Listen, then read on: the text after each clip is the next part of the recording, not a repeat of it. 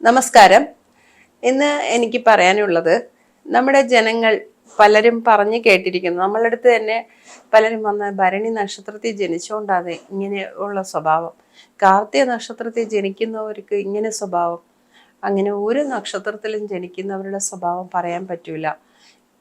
അശ്വതി, ഭരണി, കാർത്തിക, കാൽ നക്ഷത്രങ്ങൾ മേടൻ രാശിയിൽ വരുന്നു. ആ രാശിക്കൊരു അധിപനുണ്ട്. അത് രാശിയുടെ അധിപൻ ചൊവ്വയാണ്. അപ്പൊ ആ ചൊവ്വയുടെ ഒരു കാരകത്വത്തിന്റെ ഒരു ബന്ധം വരുമെങ്കിലും അവിടെ ഗ്രഹങ്ങൾ, മറ്റ് ഗ്രഹങ്ങൾ, ഏതെങ്കിലും സൗമ്യ ഗ്രഹങ്ങളുടെ ബന്ധം ആ നക്ഷത്രത്തിന് വന്നാൽ ആ നക്ഷത്രത്തിന്റെ ഫലം ആ തരത്തിൽ പറയാൻ പറ്റത്തില്ല. പല പുസ്തകങ്ങളിലും ഉണ്ട്. പണ്ട് ഒരു കാലഘട്ടത്തിൽ നക്ഷത്രത്തിനെ ആസ്പദമാക്കി പല കാര്യങ്ങളും പറഞ്ഞിരുന്ന പല പുസ്തകങ്ങളും ഉണ്ട്. അതിൽ വായിച്ചിട്ടോ അല്ലെങ്കിൽ ആരെങ്കിലും പറയുന്ന കേട്ടിട്ടോ ഇങ്ങനെ റിപ്പീറ്റഡ് ആയിട്ട് ആൾക്കാർ പറയാറുണ്ട്.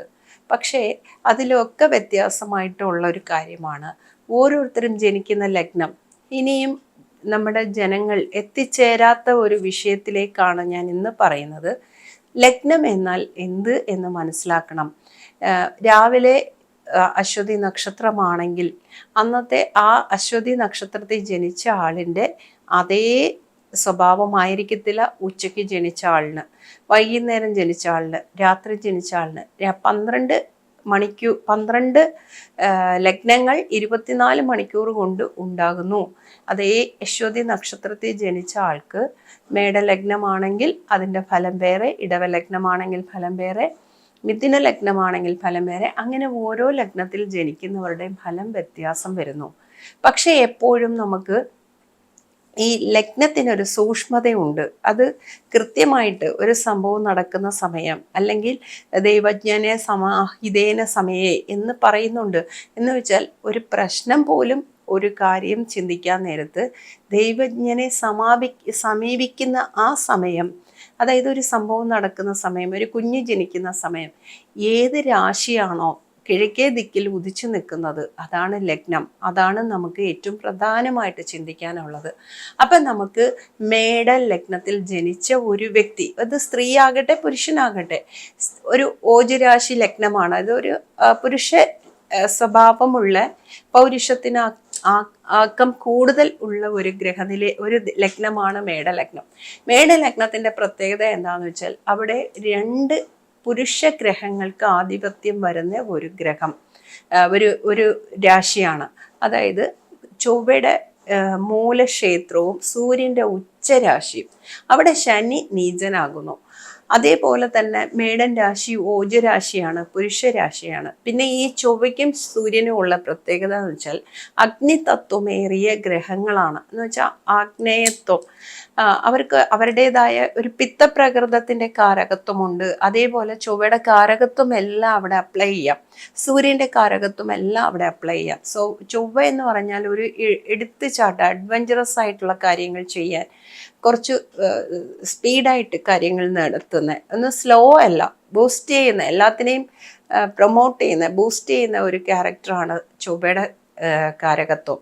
ക്യാരക്ടർ എന്താണ് എന്ന് പറഞ്ഞാൽ അതാണ് ഈ കാരകത്വം നമ്മൾ പറയുന്നത്. അപ്പം ചൊവ്വ എന്തൊക്കെ കാര്യങ്ങൾക്ക് ബന്ധം വരുന്നോ അതിൻ്റെ കണക്ഷൻസ് ഒക്കെ ഈ കാര്യങ്ങൾക്ക്, അതിനകത്ത് നല്ല കാര്യങ്ങളുമുണ്ട്, ചീത്ത കാര്യങ്ങളുമുണ്ട്. അപ്പം ആ ഒരു ബന്ധം ഈ ലഗ്നത്തിന് കാണും. അപ്പം അവിടെ അശ്വതിയോ ഭരണിയോ കാർത്തികയോ നക്ഷത്രത്തിൻ്റെ അല്ല ജനിക്കുന്ന ലഗ്നം. അശ്വതിയിൽ ജനിക്കുന്നവർക്കായാലും ഏത് ലഗ്നമാണോ അതിൻ്റെയും കൂടെ ഫലമായിരിക്കും നമുക്ക് പറയാനുള്ളത്. അപ്പോൾ ഒരു ആളിനെ നക്ഷത്രത്തിനെ വെച്ചിട്ട് ഫലം പറയാൻ പറ്റൂല. അതാണ് ഞാൻ എപ്പോഴും പറയുന്നത്, ഓരോരുത്തർക്കും ലഗ്നത്തിൻ്റെ പ്രാധാന്യം മനസ്സിലാകണം എന്നുള്ളത്. അപ്പം ഞാൻ അതിൻ്റെ ഒരു സീരീസായിട്ട് 12 ലഗ്നങ്ങളെ കുറിച്ച് ഇന്ന് നമുക്ക് ഒരു ചെറിയ ഒരു അവലോകനം തരാൻ ഉദ്ദേശിക്കുന്നു. അതിൽ മേടലഗ്നം ജനിച്ച ഒരു വ്യക്തിക്ക് സൂര്യൻ്റെയും ചൊവ്വയുടെയും ബന്ധം, സൂര്യൻ്റെ ഉച്ചരാശി ചൊവ്വയുടെ മൂലക്ഷേത്രം, അപ്പോൾ ചൊവ്വയ്ക്ക് ഏറ്റവും ബലം പ്രാപിക്കുന്ന ഒരു സ്ഥലവും അതേപോലെ സൂര്യന് ഏറ്റവും ബലം പ്രാപിക്കുന്ന ഒരു സ്ഥലവുമാണ്. അതേപോലെ തന്നെ ആ കാരകത്വത്തിൻ്റെ കണക്ഷൻ വെച്ചിട്ടുള്ള കാര്യങ്ങളാണ് ഇവിടെ എല്ലാം പറഞ്ഞിരിക്കുന്നത്. സൂര്യൻ കണ്ണിൻ്റെ കാരകനാണ്, ചൊവ്വ ശിരസിൻ്റെ കാരകനാണ്. അപ്പം ആ ശിരസ്, മുറിവുകൾ, പരിക്കുകൾ എന്ന് വെച്ചാൽ ഈ മേടലഗ്നത്തിൽ ജനിച്ച ആൾക്കാർക്ക് മിക്കവാറും ശിരസിനകത്ത് എന്തെങ്കിലുമൊക്കെ പരിക്കുകള്, മുറിവുകള്, പിരിവം, നെറ്റി, ഈ ഭാഗങ്ങളിലൊക്കെ അവർക്ക് പരിക്കുണ്ടാകാനുള്ള യോഗമുണ്ട്. കാരണം അതിൻ്റെ ഒരു കാരകത്വം ചൊവ്വയ്ക്കുണ്ട്. അതേപോലെ മുറിവുകളുടെ ക്ഷതത്തിൻ്റെ കാരകത്വം ചൊവ്വയ്ക്കുണ്ട്. അതേപോലെ സൂര്യനും അതേപോലെ തന്നെയാണ്.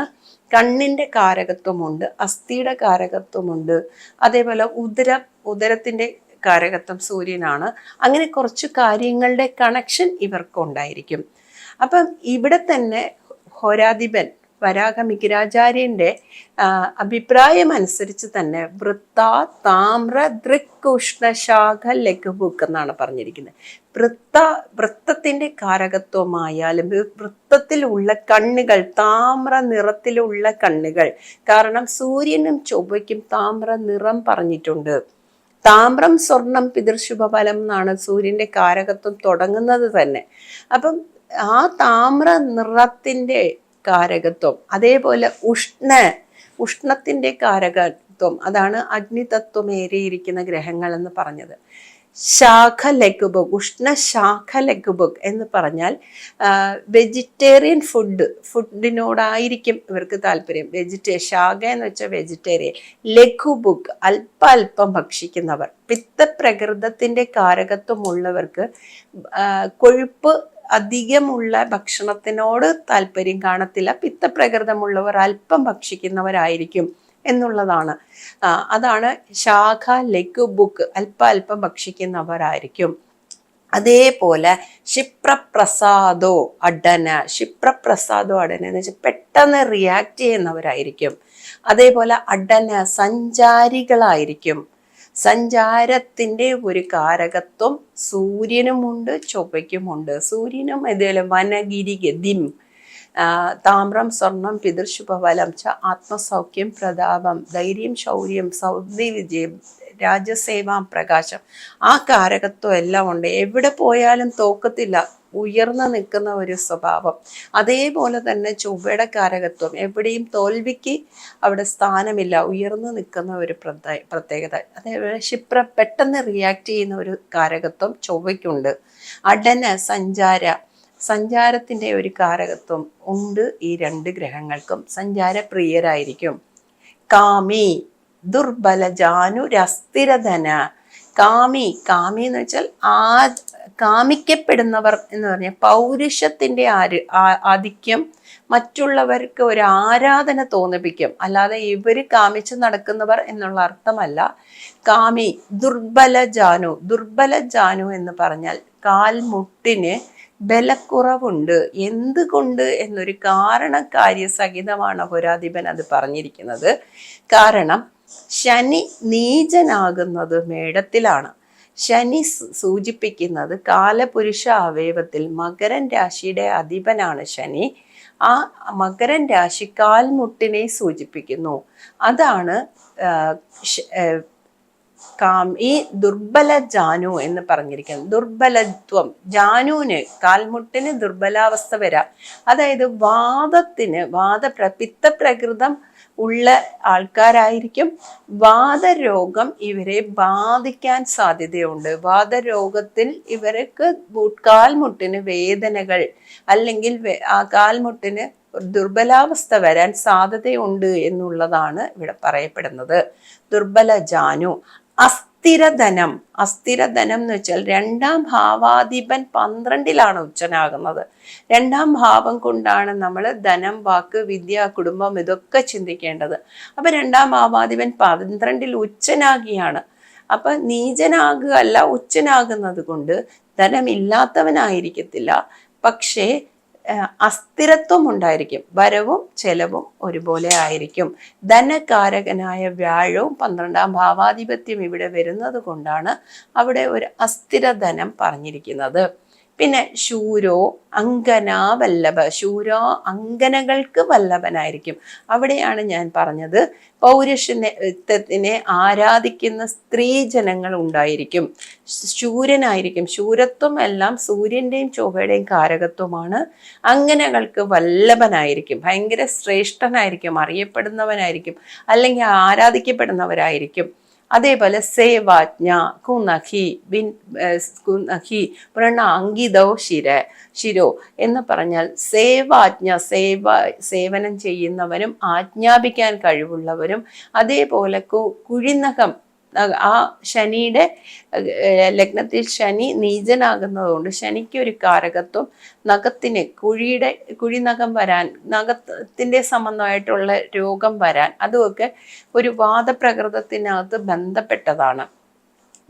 അങ്കിതോശിര, ഞാൻ പറഞ്ഞല്ലോ ശിരസിന്റെ കാരകത്വമാണ് ചൊവ്വയ്ക്കുള്ളത്. അതുകൊണ്ട് അവിടെ വ്രണങ്ങളും മുറിവുകളും അടയാളങ്ങളും ഉണ്ടായിരിക്കുന്ന ഒരു ശിരസിന്റെ ഉടമയാകാം. എല്ലാം അപ്പടി തന്നെ വരണമെന്നില്ല, ആകാം. അതേപോലെ മാനി സഹോദാഗ്രജൻ, സഹോദരങ്ങളിൽ അഗ്രജനായിരിക്കും, അറിയപ്പെടുന്നവനായിരിക്കും, ആരാധിക്കപ്പെടുന്നവനായിരിക്കും. സഹോദരങ്ങളെല്ലാം സഹോദരങ്ങളാൽ ബഹുമാനിക്കപ്പെടാൻ കഴിവുള്ളവനായിരിക്കും. ശക്തിയാ പാണി തലേങ്കിതോ അതിശബലസ്തോ യോയശ്ച ഭീരുക്രിയേ എന്ന് വെച്ചാൽ ശക്തിയാ പാണി, കയ്യില് വില്ല്, വേല് അങ്ങനെയൊക്കെയുള്ള അടയാളങ്ങൾ കയ്യിൽ ഉണ്ടായിരിക്കും. കാരണം അംഗലക്ഷണമാണ്. അധ്വാനിക്കുന്നവന്റെ കൈക്ക് അംഗലക്ഷണം ഉള്ളവനായിരിക്കും. അതാണ് അവിടെ പറഞ്ഞിരിക്കുന്നത്. ശക്തിയാ പാണി പാണി തലേങ്കിതോ അതിചബലൻ, ചബലനാകുന്നു. എവിടെയാണ്? 4-ാം ഭാവത്തിൽ. അവിടെ ലഗ്നാധിപനായ ചൊവ്വ നീചനാകുകയാണ്, സുഖസ്ഥാനത്ത് നീചനാകുന്നു.